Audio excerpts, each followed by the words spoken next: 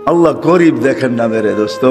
বেলাল রাদিয়াল্লাহু তাআলা আনহুর বাড়ি আমি 6 বার এই দুই চোখে দেখছি। উনাকে দেখি নাই, কিন্তু উনার দেশের মানুষগুলাকে দেখছি।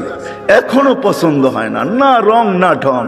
মনে হয় যে ডাইস ছাড়া বানায় আল্লাহ ছেড়া দিয়েছেন, কোনো রঙও নাই ঢংও নাই।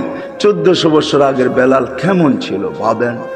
আল্লাহর কাছে তার পরিচয়, ছোট্ট জীবনটাকে সে গড়ছিল, এটাই তার কাছে পুঁজি ছিল, আর কিচ্ছু ছিল না। এটাই ছিল কৃতদাস ছিল, আবার পুঁজি হবে তো হবে কি।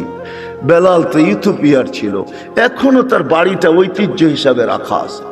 ছোট্ট পাহাড়ের পদদেশে জঙ্গলের ভিতরে ওই ছোট্ট বাড়িটাকে এখনো সিমসাম সাজায় রাখা আছে। আপনি গেলেও দেখতে পারেন, আদিস আবাবার থেকে 3 থেকে 3.5 ঘন্টা লাগবে গাড়িতে যেতে, বেশি সময় লাগবে না।